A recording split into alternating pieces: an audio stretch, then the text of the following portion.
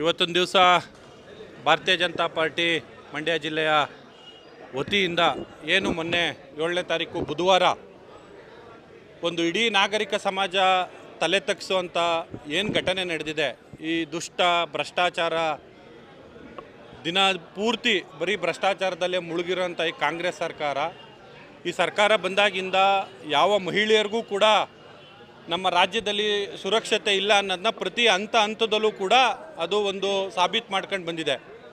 ಇದು ಮುಂದುವರೆದ ಭಾಗವಾಗಿ ನಾವು ಇವತ್ತು ಭಾರತೀಯ ಜನತಾ ಪಾರ್ಟಿ ವತಿಯಿಂದ ಗಣತವ್ಯತ್ತ ರಾಜ್ಯಪಾಲರಿಗೆ ನಾವು ಇವತ್ತು ಒತ್ತಾಯವನ್ನು ಮಾಡೋದಕ್ಕೆ ಜಿಲ್ಲಾಧಿಕಾರಿಗಳಿಗೆ ಮನವಿಯನ್ನು ಸಲ್ಲಿಸೋದಕ್ಕೆ ಇವತ್ತು ಬಂದಿದ್ದೇವೆ. ಭಾರತೀಯ ಜನತಾ ಪಾರ್ಟಿಯ ಎಲ್ಲ ಜಿಲ್ಲಾ ಮಟ್ಟದಲ್ಲಿ ಇವತ್ತು ಎಲ್ಲ ಜಿಲ್ಲೆಗಳಲ್ಲೂ ಕೂಡ ಜಿಲ್ಲಾಧಿಕಾರಿಗಳಿಗೆ ಮನವಿಯನ್ನು ಸಲ್ಲಿಸ್ತಾ ಇದ್ದೇವೆ. ಏನು ಒಬ್ಬ ಕಾಂಗ್ರೆಸ್ ಕಾರ್ಪೊರೇಟ್ರು ಸುವರ್ಣ ಅನ್ನೋರು ದೂರು ಕೊಟ್ಟ ತಕ್ಷಣ ನಮ್ಮ ಭಾರತೀಯ ಜನತಾ ಪಾರ್ಟಿಯ ಕಾರ್ಯಕರ್ತರಾದ ಸುಜಾತ ಹಂಡಿ ಅವರ ಒಂದು ದೌರ್ಜನ್ಯವನ್ನು ಎಸಗಿ ಅವರೊಬ್ಬರು ಮಹಿಳೆ, ಅದರಲ್ಲೂ ವಿಶೇಷವಾಗಿ ದಲಿತ ಮಹಿಳೆಯನ್ನು ವಿವಸ್ತ್ರಗೊಳಿಸಿ ಅವಮಾನವಾಗಿ ಅವ್ರನ್ನ ನಡೆಸ್ಕೊಂಡಿರೋದು, ಅದರಲ್ಲೂ ಕಾನೂನು ರಕ್ಷಣೆ ಮಾಡಬೇಕಾಗಿರೋಂಥ ಇದೇ ಪೊಲೀಸರೇ ಆ ಮಹಿಳೆಯನ್ನು ವಿವಸ್ತ್ರಗೊಳಿಸಿ ಆ ರೀತಿ ಒಂದು ಇಡೀ ಸಮಾಜ ತಲೆ ತಗ್ಸೋ ರೀತಿಯಲ್ಲಿ ಇವತ್ತು ಮಾಡಿರೋದು ನಿಜಕ್ಕೂ ಕೂಡ ದುರದೃಷ್ಟಕರ. ಇಡೀ ನಮ್ಮ ರಾಜ್ಯದಲ್ಲಿ, ವಿಶೇಷವಾಗಿ ನಮ್ಮ ಭಾರತದಲ್ಲಿ ಮಹಿಳೆಯರಿಗೆ ಒಂದು ವಿಶೇಷವಾದ ಪೂಜ್ಯವಾದ ಸ್ಥಾನವನ್ನು ನಮ್ಮ ಸಮಾಜ ಕೊಟ್ಟಿದೆ. ಅಂಥ ಒಬ್ಬರು ಮಹಿಳೆಯರಿಗೆ ಇವರು ವಿವಸ್ತ್ರಗೊಳಿಸಿ ಈ ರೀತಿ ನಡೆಸ್ಕೊತಾರೆ ಅಂದರೆ ನ್ಯಾಯ ಎಲ್ಲಿದೆ?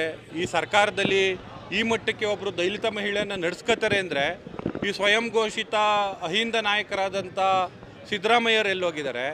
ಪ್ರತಿದಿನ ರೀಲ್ಸು ಅಲ್ಲಿ ಇಲ್ಲಿ ಪೋಸ್ಟ್ಗಳು ಹಾಕ್ಕೊಂಡು ಮಾಡ್ತಿರೋಂಥ ಮಹಿಳಾ ಆಯೋಗದ ಅಧ್ಯಕ್ಷ ಎಲ್ಲೋಗಿದ್ದಾರೆ? ಈ ಏನು ನನಗೇನೂ ಗೊತ್ತಿಲ್ಲ, ಇದ್ರ ಬಗ್ಗೆ ವಿಚಾರಿಸ್ತೀನಿ ಅವು ಇವು ಅಂತ ಹೇಳ್ಕೊಂಡು ಬರೀ ಕಾಲಹರಣ ಮಾಡ್ತಿರೋಂಥ ಒಬ್ಬ ಅಸಮರ್ಥ ಗೃಹ ಸಚಿವರೆಲ್ಲೋಗಿದ್ದಾರೆ? ಇನ್ನು ಡಿ ಕೆ ಶಿವಕುಮಾರ್ ಅವರು ಮತ್ತು ಸಿದ್ದರಾಮಯ್ಯನವರು ಪ್ರತಿ ಹಂತದಲ್ಲೂ ಅವರು ಬೆಳಿಗ್ಗೆ ಎದ್ದರೆ ಅವ್ರಿಗೆ ಎಷ್ಟು ದುಡ್ಡು ಹೊಡಿಬೇಕು, ಇವತ್ತೆಲ್ಲಿ ಭ್ರಷ್ಟಾಚಾರ ಮಾಡಬೇಕು, ಯಾವ ಇಲಾಖೆಯಲ್ಲಿ ದುಡ್ಡನ್ನು ಕದಿಬೇಕು, ಎಲ್ಲಿ ಸೈಟ್ ಹೊಡಿಬೇಕು, ಬರೀ ಇದರಲ್ಲೇ ಮುಳುಗೋಗ್ಬಿಟ್ಟಿದ್ದಾರೆ. ಇದ್ರ ಮಧ್ಯೆ ನಮ್ಮ ದಲಿತ ಶಾಸಕಿಯಾದಂಥ ಸುಳ್ಯದ ಭಾಗೀರಥಿಯವರ ಮೇಲೆ ಒಂದು ಜೀವಂತ ಪ್ರತಿನಿಧಿಯವರು ಅವ್ರನ್ನ ಒಂದು ಪೋಸ್ಟನ್ನು ಒಬ್ಬ ಸಂದೇಶನ ಒಬ್ಬ ವ್ಯಕ್ತಿ ಏನು ಶ್ರದ್ಧಾಂಜಲಿ ಪೋಸ್ಟ್ ಹಾಕಿರೋದನ್ನು ಕೂಡ ಈ ಸಂದರ್ಭದಲ್ಲಿ ನಾವು ಖಂಡಿಸ್ತಾ ಇದ್ದೇವೆ. ಮಾಧ್ಯಮಗಳ ಮೂಲಕ ನಾನು ಇಷ್ಟನ್ನೇ ಹೇಳೋಕ್ಕೆ ಇಷ್ಟಪಡ್ತೇನೆ. ಇವತ್ತೇನು ನಾವು ಇಷ್ಟು ಕಾರ್ಯಕರ್ತರು ಒತ್ತಾಯ ಮಾಡ್ತಾ ಇದ್ದೇವೆ, ಈ ಏನು ಈ ಘಟನೆಗೆ ಕಾರಣಕರ್ತರಾಗಿರೋಂಥ ಆ ಪೊಲೀಸರು ಅಷ್ಟೂ ಜನನೂ ಕೂಡ ತತ್ಕ್ಷಣ ಅಮಾನತ್ ಮಾಡಬೇಕು.